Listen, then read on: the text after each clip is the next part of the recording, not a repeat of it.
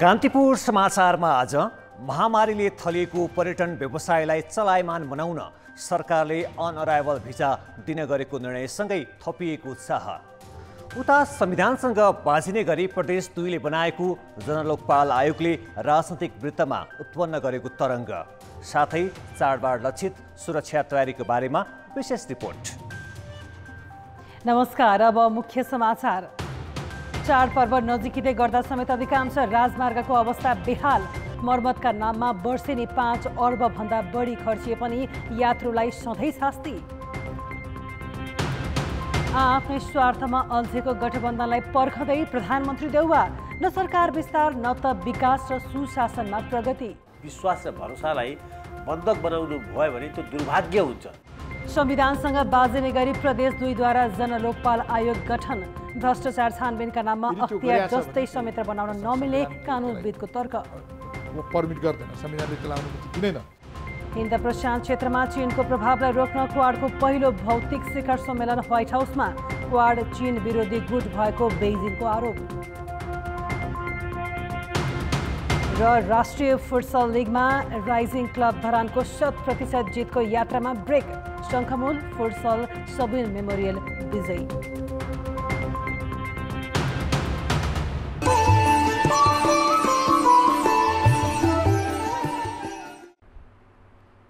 दशैंको चहल पहल सुरु हुँदैछ। 11 गतेदेखि अग्रिम बस टिकट बुकिङ खुलिसकेको छ। यातायात व्यवसायका अनुसार गत वर्षको तुलनामा कोरोना मत्थर भएकाले यसपालि चाडबाडमा घर फर्कनेहरू बढ्न थालिसके। तर नियमित मर्मत सम्हार नहुँदा हाम्रा राजमार्गको अवस्था दयनीय छ। हरेक वर्ष 5 अर्ब रुपियाँ भन्दा बढी सडक मर्मतका नाममा खर्च भए पनि झारा टार्ने प्रवृत्तिले सडकको दुरावस्था भने कायमै छ। मुख्य राजमार्गकै केही किलोमिटर छिचोल्न घण्टौँ लाग्छ। पूर्व पश्चिम राजमार्ग अन्तर्गत नारायणघाट बुटोल खण्डको यो दाउन्ने क्षेत्र हो। बाढी र पहिरोले यो वर्ष सबैभन्दा बढी क्षति पुगे पनि समयमै मर्मत नहुँदा 15 किलोमिटरको यो खण्ड छिचोल्न 3 घण्टाभन्दा बढी समय लाग्छ। त्यसमाथि डर लाग्दा खाल्डाखुल्डीले दुर्घटनाको जोखिम त छँदैछ। 2 वर्षदेखि जिँडा सडक अहिलेसम्म मर्मत भएको छैन। खाल्डाखुल्डीले अब हिँड्नै नसकिने, अब सामान्यतः मान्छे दैनिक दुर्घटनामा परेको अवस्था छ। पूर्व पश्चिम राजमार्ग जस्तै सिन्धुपाल्चोकसँग जोडिने 4 महत्त्वपूर्ण सडक खण्डको अवस्था पनि उस्तै छ। वर्षाका कारण क्षति पुगेको छिमेकी चीन जोड्ने कोदारी र अरनीको राजमार्ग, लामसाङ्गु जिरी सडक खण्ड र मेलम्ची हेलम्बु सडक खण्ड अझै सहज सञ्चालनमा आउन सकेका छैनन्।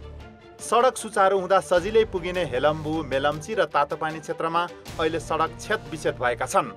ध्वनि गर्नु पर्यो भने तपाईँको मेलम्चीदेखि पुगेर या भनौँ न अब निर्भर गर्नु परिरहेको छ। अब त्यो फेरि बाटो पनि अब जाने बाटो पनि राम्रो छैन। अब कायौँ चाहिँ तपाईँको बुट्टा नाला खोला नालाले पनि जानुले साह्रै अप्ठ्यारोहरू चाहिँ यहाँको जनताहरूले झेलिरहेको छ भनौँ न। अब सडक विभागका अनुसार 221 राजमार्ग मध्ये 12 वटा अहिले पनि अवरुद्ध छन्।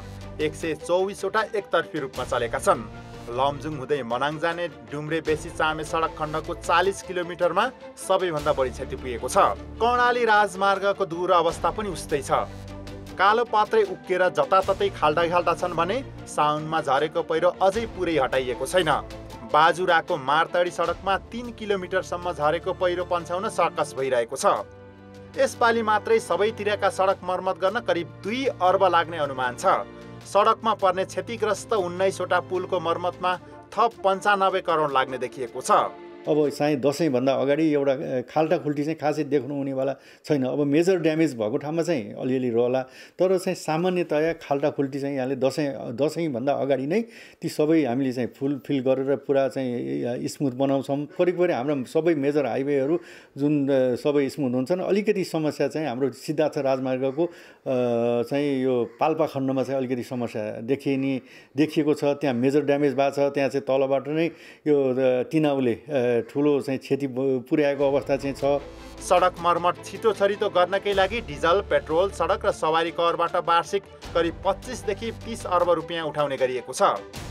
सडक बोर्ड नेपालले मात्रै विभागलाई वार्षिक 5 अर्ब रुपियाँ भन्दा बढी निकासा गर्छ। यात्रुले सधैँ जोखिम मोल्नुपर्ने अवस्थामा सडकको मर्मतमा जति लापरवाही हुन्छ त्यति नै मानवीय र आर्थिक क्षति हुनेमा सरकारको ध्यान पुगेको छैन। कान्तिपुर समाचारका लागि जिल्ला संवाददाताहरूको सहयोगमा क्यामेरामा विकास जोशीका साथ सुमन पन्थ, काठमाडौँ। अब जनमतको अन्तिम परिणाम। जनमतमा हिजो हाम्रो प्रश्न थियो, सरकारलाई खबरदारी गर्ने संसदीय समितिहरू प्रभावकारी नहुनुलाई के भन्नुहुन्छ? ए प्रतिपक्षको प्रतिशोध, बी सरकारको लाचारी र सी अग्रसरताको अभाव। जनमतको अन्तिम परिणाम यस्तो छ, ए प्रतिपक्षको प्रतिशोधमा 33%, बी सरकारको लाचारीमा 41% र सी अग्रसरताको अभावमा मात्र 26% मत प्राप्त भएको छ। अब आजको प्रश्न। जनमत हाम्रो प्रश्न छ, मुख्य राजमार्ग सहितका अधिकांश सडकहरू किन समयमै मर्मत हुन नसकेका होलान्? ए सरकारकै लापरवाही, बी ठेकेदारको बदमासी र सी भौगोलिक जटिलता। जनमतको अन्तिम परिणाम भोलि साँझ 8 बजेको कान्तिपुर समाचारमा प्रसारण गर्नेछौँ। कृपया न्युज स्पेस ए, बी वा सी टाइप गरी 34001 मा SMS गरी आफ्नो मत व्यक्त गर्नुहोला। काङ्ग्रेस सभापति शेरबहादुर देउवा प्रधानमन्त्री भएको 2.5 महिना भयो, तर अहिलेसम्म उनको ध्यान सत्ता गठबन्धनलाई रिजाउनमै सीमित छ। सहयोगी दल खास गरी नेकपा एकीकृत समाजवादी र जसपालाई चिडाउँदा आफैलाई अप्ठ्यारो पर्ने देखेका देउवाले मन्त्री परिषदलाई पूर्णता दिन अझै सकेका छैनन्। कांग्रेस सभापति शेरबहादुर देउवा गठबन्धन दलका प्रधानमन्त्री हुन् कि सिङ्गो मुलुकको? देउवाको सुस्त कार्यशैलीसँगै यस्तो प्रश्न उठ्न थालेको छ। किनभने प्रधानमन्त्रीले सत्ता गठबन्धनका नेताहरूको दलीय स्वार्थ सिद्धि गर्ने र उनीहरूलाई खुसी बनाउने बाहेक देखिने काम गरेकै छैनन्। गठबन्धनको गतिविधि यो कुनै पनि बहानामा चाहिँ उहाँले यो मुलुकलाई, यो मुलुकको नेपाली जनताको विश्वास र भरोसालाई बन्धक बनाउनु भयो भने त्यो दुर्भाग्य हुन्छ। त्यो दुर्भाग्य भइसक्यो। सरकार बनेको 2.5 महिनासम्म पनि प्रधानमन्त्रीले सरकार विस्तार नगर्ने, गठबन्धनका नेताले मन्त्री पनि दिन नसक्ने अनि देउवा उनीहरूकै स्वार्थमा अल्मलिने। प्रधानमन्त्रीको यस्तो कार्यशैलीले पार्टीलाई नै नोक्सान हुने भन्दै काङ्ग्रेसभित्रै असन्तुष्टि बढ्दो छ। हरेक कुराहरूमा एकदम ढिला गर्ने, ढिलो निर्णय गर्ने यो एउटा स्वभाव बन्यो। त्यसकारण यो स्वभाव भनेको कारण भनेको प्रधानमन्त्रीजी अथवा एउटा पार्टी होइन कि यो कोलिसनकै संस्थागत यो कारण बन्यो एउटा, जो राम्रो होइन। यसलाई हटाउनै पर्छ। संविधान र व्यवस्थालाई नै जोगाउने भन्दै प्रधानमन्त्री बनेका देउवा गठबन्धनमा अल्झिँदा सरकार, संसद र जनहितका सबैतिर असर परिरहेको छ। अब उनले लक्ष्य तोकेर काम गर्ने बेला भएन र? काङ्ग्रेसको नौवा डुब्दैछ त यो डुब्ने दोष चाहिँ उहाँमाथि जाँदैछ। त्यसै कारणले गठबन्धनलाई वार्निङ गर्ने 7 दिन तिमीहरू आउँछौ कि म हिँडे अगाडि भनेर 5 दिनभित्र, 1 हप्ताभित्र एउटा डेडलाइन दिइहाल्नु पर्यो। त्यो भित्र म विस्तार गर्छु, नाम दिनुहोस् भनेर बोल्डली प्रधानमन्त्रीजी आउनुपर्छ। सरकार चलाउने जनमत पाएको शक्तिले मुलुक चलाउन नसक्दा कमजोर प्रतिपक्ष काङ्ग्रेसको हातमा सत्ताको साँचो आएको हो। तर मुलुकमा सरकार भएको आभास समेत दिन नसक्ने गरी प्रधानमन्त्री गठबन्धनकै वरिपरि अल्झिँदा अब हुने निर्वाचनमा काङ्ग्रेसले थप क्षति भोग्नुपर्ने हुन सक्छ। कान्तिपुर समाचारका लागि क्यामेरामा हरिशरण तिमिलसेनाका साथ डिपी उपाध्याय, काठमाडौँ। समयमै पूर्ण आकारको सरकार नबन्दा त्यसको प्रत्यक्ष असर समग्र प्रशासनमा परेको छ। 16वटा मन्त्रालयको भार सम्हालेका प्रधानमन्त्री शेरबहादुर देउवाले आफू मातहतका सचिवहरूसँग प्रशासनिक काममा छलफल समेत गरेका छैनन्। अझ 2.5 महिनाको अवधिमा सरकारले जम्मा 0.6% मात्र विकास खर्च गरेको छ। योजना गतिशील चरणमा हुनुपर्ने बेला बल्ल वार्षिक योजना तय हुँदा बजेट कार्यान्वयन झन कमजोर हुने देखिएको छ। दोस्रो पटक संसद पुनर्स्थापना भएपछि नेपाली काङ्ग्रेसका सभापति शेरबहादुर देउवाले असार 29 गते सत्ताको बागडोर सम्हालेका हुन्। सत्ताको नेतृत्वमा पुग्नु र चालु आर्थिक वर्ष सुरु हुनु सँगसँगै भयो। तत्कालीन केपी ओली नेतृत्वको सरकारले अध्यादेश मार्फत ल्याएको बजेट प्रतिस्थापन विधेयक मार्फत देउवा सरकारले उल्ट्यायो। राष्ट्रपतिबाट बिहिबार प्रमाणीकरण भएसँगै शुक्रबार मात्र बजेट कार्यान्वयनमा आएको छ। चालु आर्थिक वर्ष सुरु भएको झन्डै 2.5 महिनापछि मात्र बजेट कार्यान्वयनमा आउँदाको असर समग्र प्रशासनिक काममा परेको छ। देउवा सरकारले चालु आर्थिक वर्षको 2.5 महिना व्यतीत गर्दा जम्मा 0.6% मात्र विकास खर्च गरेको छ। योजना कार्यान्वयनको चरणमा रहने बेला बल्ल योजना छनौटको तयारी गरिँदा अब प्रशासनिक निकायलाई कार्यान्वयनको चुनौती थपिएको छ।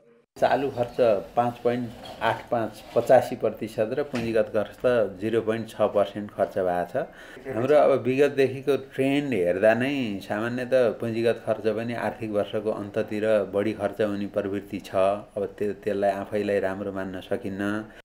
सत्ता गठबन्धन भित्रकै आन्तरिक समस्याका कारण महत्त्वपूर्ण विभागीय मन्त्रालयको पहिलो 2 महिना त यत्तिकै खेरा गयो। दलीय विवादका कारण सरकारले पूर्णता नपाउँदा 17 मन्त्रालय नेतृत्वविहीन छन्, जसको असर नीति निर्माणमा परेको छ। वास्तवमा चाहिँ अब मन्त्रालयहरूमा मन्त्री नहुँदाखेरि चाहे प्रशासनिक कामहरू होस् चाहे चाहिँ विकासका कामहरू हुन्, त्यसमा चाहिँ असर अवश्य नै पर्छ। अब सरकार गठन भएको 2 महिना भन्दा बढी नै भइसक्यो, तैपनि यसले चाहिँ गति लिन सकेको पनि छैन।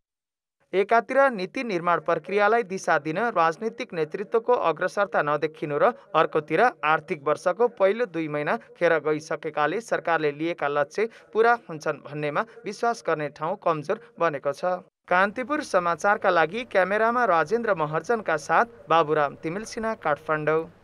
अब जनताको आवाज हामीले आज 7 प्रदेशमा सोधेका छौँ। पूर्णता नपाएको गठबन्धनको सरकारलाई के सुझाव दिनुहुन्छ?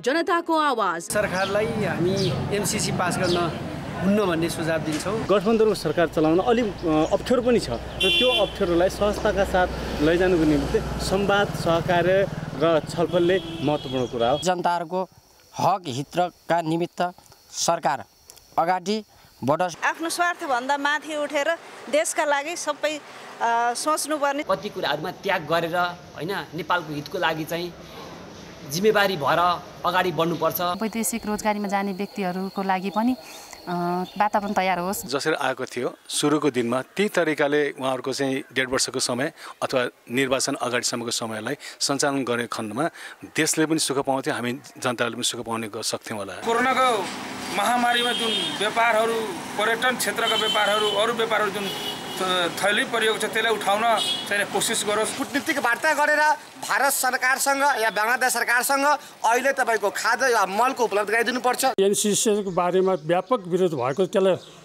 काटिदिए भइहाल्छ, हुन्न भन्ने भइहाल्छ नि। छिटो मन्त्रीमण्डल गठन गरेर जनतालाई छिटो निकास दिनु पर्यो। भ्रष्टाचार, अनैतिकता, तस्करी, घुसखोरीलाई रोक्नु पर्यो।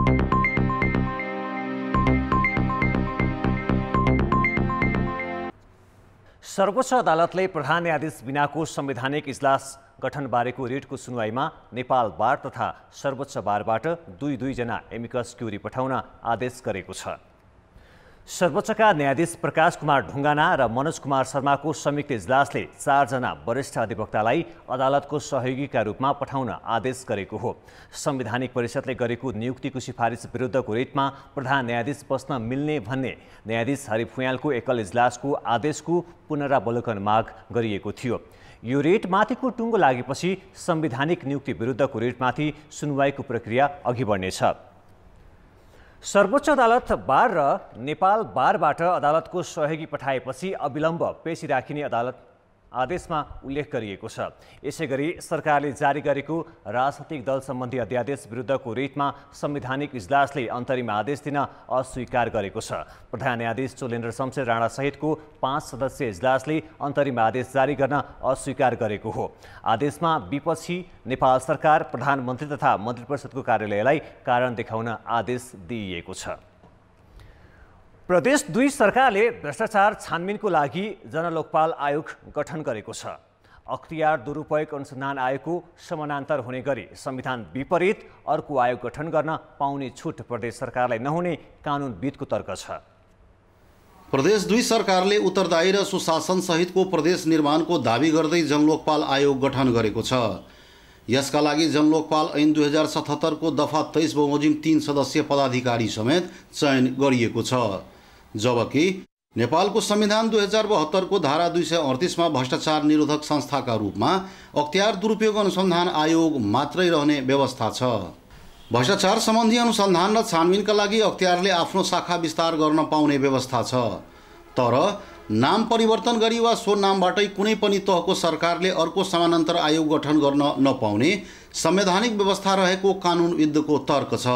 अब जनलोकपालको कुरो ल्याइसकेपछि अब अदालतको कुरो पनि आउला नि त, भोलि निर्वाचन आयोगको कुरो पनि आउला नि त। हामी होइन, हामी प्रदेश सरकार एकदम स्वतन्त्र हौँ, हामीले निर्वाचन आयोग पनि अब प्रदेश स्तरीय बनाउँछौँ होइन, प्रदेश कानुन बनाउँछौँ। त्यसैले यो कुरो हुन्न, त्यो संविधान विपरीत हुन्छ।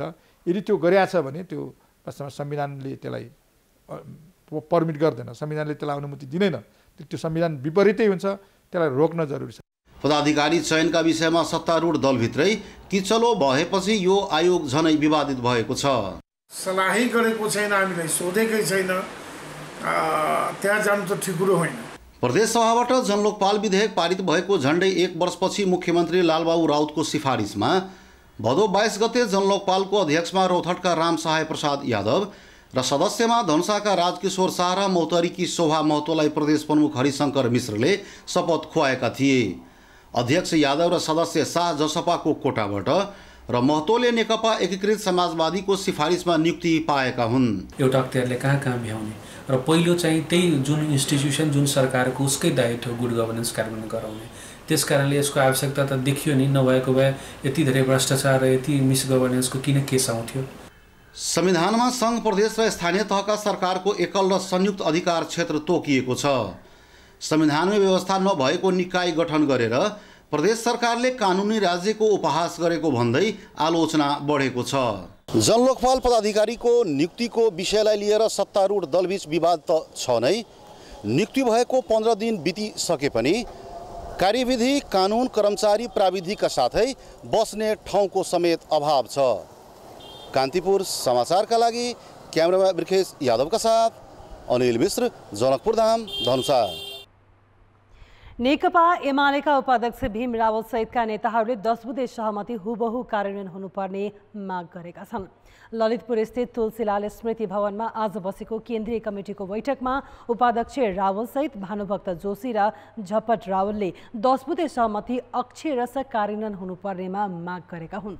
जेठ 2 भन्दा अगाडिको जुन संरचना छ त्यो अनुसार जानुपर्छ, जुन अनिर्णयको बन्दी बनाएको छ र यसलाई बुझ्ने र तल अन्त्येष्टि लागू गर्ने सन्दर्भमा जुन एक खालको अनि गलत ढङ्गले सम्प्रेषण गरिएको छ, पार्टीले गरेका फसेला र निर्देशनलाई समेत उल्लङ्घन गर्ने जुन काम भएको छ, यसलाई अन्त्येष्टि तत्काल रोकियोस् भन्ने माग मैले गरेको हुँ। जवाबमा अध्यक्ष केपी शर्मा ओलीले छिट्टै त्यसबारे टुङ्गोमा पुग्ने आश्वासन दिएका थिए। महाधिवेशन सन्मुखमा रहेको सन्दर्भमा प्रतिनिधित्वका प्रश्नहरू पनि निरूपण गर्नुपर्ने छ। त्यसो हुँदा आज केही केन्द्रीय कमिटीका सदस्य कमरेडहरूले यसमा नेतृत्वको ध्यान आकर्षण गर्नुभएको छ र अध्यक्ष कमरेडले यसलाई आवश्यकता अनुसार पार्टीको नेतृत्व तहमा छलफल गर्ने, स्थायी कमिटीमा छलफल गरेर यो कार्यान्वयनलाई सहज बनाउने भन्ने कुरा अध्यक्ष कमरेडले भन्नुभएको छ। 10 बुँदे अनुसार सुदूरपश्चिम बागमती र प्रदेश कमिटीको इन्चार्जको जिम्मेवारी उपाध्यक्ष रावल, अष्टलक्ष्मी साक्य र भीम आचार्यले पाएका छैनन्। अध्यक्ष ओलीले एमालेभित्र खटपट चलिरहेका बेला सुदूरपश्चिमको इन्चार्ज पूर्व माओवादी केन्द्रबाट एमाले प्रवेश गरेका लेखराज भट्टलाई दिएका थिए। एमालेको 2075 जेठ 2 अघिको अवस्थामा त्यो जिम्मेवारी उपाध्यक्ष रावलसँग थियो। इन्चार्जको विवाद टुङ्गो नलाग्दा सुदूरपश्चिमका 9 जिल्लाको विधान महाधिवेशन प्रतिनिधित्व नै अहिलेसम्म अनिश्चित बनेको छ। केन्द्रीय कमिटीको आजको बैठकमा आसन्न विधान महाधिवेशनमा पेश हुने प्रस्तावमाथि 10 वटा समूहमा छलफल सुरु भएको छ। एमालेको प्रस्तावित विधानमा 225 सदस्यीय केन्द्रीय र 35 जनाको स्थायी समिति प्रस्ताव गरिएको छ। त्यस्तै 70 वर्षीय उमेर हद र कार्यकारी पदमा 2 कार्यकाल मात्रै रहने प्रस्ताव गरिएको छ। उमेर हदको विषयमा दोस्रो तहका नेताहरूले असन्तुष्टि जनाइरहेका छन्। 2 वर्ष कोरोनाले बिथोलिएको दैनिकीबाट बिस्तारै व्यापार व्यवसायले लय समाउँदैछ। कोरोनाको त्रास पुरै हटेको छैन, चाडपर्व पनि नजिकै छ। कोरोना भाइरस सँगसँगै अपराधीबाट पनि सुरक्षित हुनु छ। त्यसका लागि प्रहरीले विशेष सुरक्षा योजना तयार पारेको छ। निषेधाज्ञाले निम्त्याएको बेरोजगारी र नजिकिँदै गरेको चाडपर्व आर्थिक कारोबार प्राय अपराधीको निशानामा पर्ने गरेका छन्। चोरी र लुटपाटका घटना र त्यसमा पनि व्यक्तिगत कारोबारमा आउन सक्ने विवादले दुर्घटना निम्त्याउन सक्ने यस वर्ष प्रहरीको आकलन छ। पछिल्लो समय काठमाडौँ परिसरमा सबैभन्दा धेरै घर भाडा र लेनदेनमा विवादको उजुरी आएका छन्। साउन महिनामा मात्रै झन्डै 400 त्यस्ता विवाद आएको प्रहरीको तथ्याङ्क छ। त्यसो त आर्थिक प्रलोभनबाट हुन सक्ने ठगीप्रति पनि प्रहरीले सतर्कता बढाएको छ। आर्थिक कारोबार बढी हुने स्थान, बस बिसाउने लगायतका ठाउँमा पकेटमारी र लुटपाट हुन सक्ने भन्दै सादा पोसाकमा प्रहरी परिचालन गरिनेछ। दशैंलाई लक्षित गर्दै काठमाडौँभित्र मात्रै करिब 1500 प्रहरी परिचालन गर्ने योजना छ। अब चाडपर्व नजिकै गर्दा हुन सक्ने सम्भावित अपराधिक गतिविधिहरू के हुन सक्छन् त्यसमा फोकस भएर त्यसमा टेकेर हामीले चाहिँ त्यस्ता एरियाहरू आइडेन्टिफाई गरेर त्यस्ता प्राय घटनाहरू कुन कुन ठाउँमा हुन्छन् त्यस्ता आइडेन्टिफाई गरेर त्यो सेक्टरमा चाहिँ हामीले चाहिँ परिचालन गरेका छौँ। जसको कारण हामीले मैले अघि पनि भने 100 जति प्लस हामीले त्यो के अरे त्यस्ता व्यक्तिहरूलाई नियन्त्रणमा ल्याएको छौँ र अन्य चोरीमा संलग्न हुन सक्ने व्यक्तिहरू को हुन सक्छन् त्यस्ता व्यक्तिहरूलाई पनि हामीले व्यापक रूपमा नियन्त्रण लिएर यो विशेष सुरक्षा के अरे चाडपर्व लक्षित योजनालाई हामीले कार्यान्वयन गरिरहेको अवस्था छ। उता ललितपुरमा पनि चाडपर्वलाई लक्षित गर्दै विशेष सुरक्षा योजना तयार भएको छ। उपत्यकाभित्र पेशेवर अपराधमा संलग्नहरूको सूची तयार पारेर बसेको प्रहरीले गस्ती, पिकेट, आकस्मिक चेकजाँचका लागि हरेक दिन 60 भन्दा बढी स्थानमा प्रहरी परिचालन गर्नेछ। अपरिचित व्यक्तिहरूले दिएको खानेकुरा नखान पनि प्रहरीको आग्रह छ। चाडबाडमा सबैभन्दा बढी जुवातासले पनि समस्या ल्याउने गरेको छ। गत वर्ष मात्रै दशैं तिहारमा करिब 60 लाख भन्दा बढी रकम प्रहरीले जुवा खालबाट बरामद गरेको थियो। सुरक्षा योजना बनाएर मात्रै पुग्दैन, त्यसको कार्यान्वयनले सुरक्षाको प्रत्याभूत दिलाउन पनि सक्नुपर्छ। सँगसँगै तपाईँ हाम्रो सतर्कताले पनि अपराधीलाई सहज नहुन सक्छ। त्यसतर्फ पनि सचेत रहने कि। कान्तिपुर समाचारका लागि क्यामेरामा श्याम श्रेष्ठका साथमा रमेश धमला, काठमाडौँ।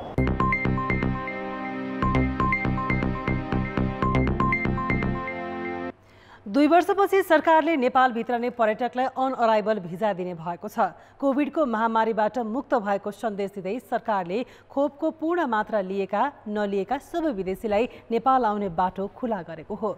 सडक मार्गबाट आउन समेत सहज बनाइएको छ। नेपाल भ्रमणमा आउने पर्यटकलाई सहज वातावरण बनाउने सरकारी निर्णयको पर्यटन व्यवसायी तथा सबै सरकारवालाहरूले समेत स्वागत गरेका छन्। स्वास्थ्य सावधानीका कारणले आवागमनमा कडाई गरेको सरकारले विदेशी पर्यटकलाई आकर्षित गर्न यसअघिका नियम परिमार्जन गर्दै शर्तसहित अनअराइभल भिजा दिन थालेको छ। अब नेपाल आउने विदेशी नागरिकले कोभिड विरुद्धको खोपको पूर्ण मात्रा लिएको 14 दिन पूरा भएको प्रमाण भए क्वारेन्टिन बस्नुपर्ने छैन। ऊ निर्वाध घुम्न पाउनेछ। खोप नलगाएका पर्यटकले भने आफ्नै खर्चमा 10 दिन अनिवार्य होटल क्वारेन्टिन बस्नुपर्नेछ। त्यसका लागि होटल बुक गरेको प्रमाणपत्र र आन्तरिक भ्रमण अनलाइन फर्म भरेको प्रिन्ट पेश गर्नुपर्नेछ। सडक मार्ग हुँदै आउने विदेशीलाई समेत यही नियम लागू हुनेछ। सरकारको नयाँ नियमले पर्यटक भित्र्याउन कति सघाउला त? इन्डियाको मार्केट नै हाम्रो फर्स्ट प्रायोरिटी हुनुपर्छ र इन्डियामा नै हामीले फोकस गरेर जानुपर्छ। 28बाट हामी इन्डियामा एउटा सर्ट मिटिङ गरेर सबै जुन आउटबाउन्ड ट्राभल एजेन्टहरू छ उनीहरूसँग भेटेर हामीले नेपालको प्याकेज बनाएर बेच्नु। अब हामीले चाहिँ किनभने उनीहरूलाई पनि आज डेस्टिनेसन भनेको दुबई, तपाईँको मालदिभ्स भन्दा डेस्टिनेसन पाइएको छैन। इन्डियनहरू पनि धेरै टाढा जाँदा डराउँछन् भने उनीहरूलाई पनि सहज के छ भने आज नेपाल बोर्डर जोडिएको छ, जुनसुकै कुनाबाट पस्न मिल्छ र यसलाई राम्रोसँग प्रमोसन गर्न सक्यो भने पक्कै पनि यो सहज हुन्छ। अब यसमा चाहिँ एयरलाइन्सहरूको सङ्ख्या हामीले बढाउने। सरकारले ढिलै भए पनि पर्यटन मैत्री निर्णय गरेको भन्दै व्यवसायीहरू उत्साहित छन्। नेपाल हुँदै तेस्रो मुलुक जान चाहनेका लागि समेत सहज भएकाले विदेशीहरू नेपाल आउने र यसले पर्यटन व्यवसायमा टेवा पुग्ने उनीहरूको भनाइ छ। नेपाल आउनु 2 वर्षदेखि पर्खेर बसेका मान्छेहरू संसारभरि छन्। उनीहरूलाई इमिडिएटली चाहिँ आउने बाटो खोले एउटा कुरा हो। अब अर्को कुरा सरकारले गर्ने चाहिँ के भने अब नेपाल सेफ जोन हो भनेर हामीले विश्वभरि प्रचार प्रसार गर्नु पर्यो। गभर्मेन्टको डिक्लेरेसन हुनु पर्यो। कोभिडको मापदण्ड पालन गरेर पर्यटकहरूलाई घुमाउनु पर्यो। यहाँ आएर धेरै पर्यटकहरू बिरामी पर्न थाल्यो भने हाम्रो चाहिँ एउटा भोलि नाम बदनाम हुन्छ। त्यसकारण त्यो कुराबाट बचेर हामीले पर्यटकलाई सुचारू रूपमा लग्यौँ भने अब चाँडै नै चाहिँ यसले चाहिँ हाम्रो अर्थतन्त्रमा एउटा सकारात्मक प्रभाव दिन सक्छ। पदयात्रा र पर्वतारोहणको मौसम सुरु भइरहँदा नेपाल घुम्न चाहनेहरूलाई सहज वातावरण बनाउन सरकारको सक्रियता प्रशंसायोग्य छ। यसबाट पर्यटकको आगमन बढ्ने र स्वास्थ्य मापदण्ड पालना गरी नेपाल घुम्न योग्य मुलुक रहेको सन्देश विश्व समुदायमा जाने निश्चित छ। कान्तिपुर समाचारका लागि क्यामेरामा पशुपति बुढाथोकीका साथमा शर्मिला खनाल, काठमाडौँ। काठमाडौँको बसन्तपुरमा महिलाहरूले रथ आज इन्द्रजात्राको अन्तिम दिन हर्ष उल्लासका साथ मनाएका छन्। उनीहरूले जीवित देवी कुमारी गणेश र भैरवको रथ निकै उत्साह र उमङ्गका साथ तानेका हुन्। महिलाले मात्रै रथ तान्ने आजको दिनलाई नाचिचा यायेगु भनिन्छ। तीनवटै रथलाई महिलाले मात्र तानेर बसन्तपुरबाट नरदेवी, किलागल, भेरासिंह, इन्द्रचोक हुँदै पुनः बसन्तपुरसम्म पुर्याइयो। रथ तान्न विभिन्न टोलका महिलाको ठुलो सहभागिता रहेको थियो। सङ्क्रमणलाई मध्यनजर गरी कोभिड खोप लगाएका महिलाहरूलाई मात्र रथ तान्न लगाएका थिए। रथ तान्न पाउँदा उनीहरू निकै खुसी थिए। महिलाहरूले तान्न भने नाच्छ भनेर महिलाहरूले तान्न पर्छ भनेर नाच्छ या गरेर महिलाहरूले तान्न गरेर के एकदम रमाइलो भइरहेको छ। निकै रमाइलो त छँदैछ। हाम्रो संस्कृति बचाउनु छ। अस्तिको साल चाहिँ कोरोनाले गर्दाखेरि हामीले तान्न सकेनौँ देशको स्थितिले गर्दाखेरि। अहिले चाहिँ सबैले यो दोस्रो खोप लिइसकेकोहरूले तानेको भएर रोगसँग पनि डर छैन होइन। तैपनि हामीले मास्क सेनिटाइजरहरू चाहिँ हामीले लिएकै छौँ। रमाइलो त निकै रमाइलो भइरहेछ। पहिला रथ तान्ने डोरी समेत महिलाले छुन नहुने जनविश्वास थियो। समयको परिवर्तनसँगै सांस्कृतिक पर्व पनि रूपान्तरित भएको छ। नानीचा यायगुमा महिलाले मात्र रथ तान्ने क्रम सुरु भएको 2069 सालदेखि मात्र हो। जात्रामा लाखे, पुलुकिसी र सौभको अघि गणेश, भैरव र कुमारीको रथ पछि तान्ने चलन छ। यसबाट सांस्कृतिक जात्रा पर्वमा महिला र पुरुष बीचको समानताको अनुभूति मिलेको अगुवाहरूको अनुभव छ। तत्कालीन अवस्थामा राणाहरूले नानीचा नाम गरेको महिलाको नाममा यो जात्रा सुरु गरेको कथन छ। थनेया र कोनिया भन्ने मात्रै गरिन्थ्यो। अहिले आएर चाहिँ नान्चाया भनेर पनि त्यो बेला चाहिँ किलागलमा चाहिँ एकजना अब त्यो बेलाको प्रशासक राजा भन्नु पर्यो, उहाँको चाहिँ अब नानीसा भनेर त्यो नानीलाई देखाउनको लागि त्यहाँ पनि परम्परा थालिएको हो। 8 दिनसम्म मनाइने इन्द्र जात्रा शुक्रबार साँझ 32 हात लम्बाइको लिङ्गो ढालेसँगै समापन भएको छ। जात्रा पर्व र संस्कृति मुलुककै पहिचान हो। कोभिड महामारीका बीच पनि यहाँका रैथाने समुदायले जात्रालाई जीवन्तता दिएको छ। कान्तिपुर समाचारका लागि क्यामेरामा विनोद कोजुका साथ नारायण किलम्बु, काठमाडौँ। खेलकुद समाचार।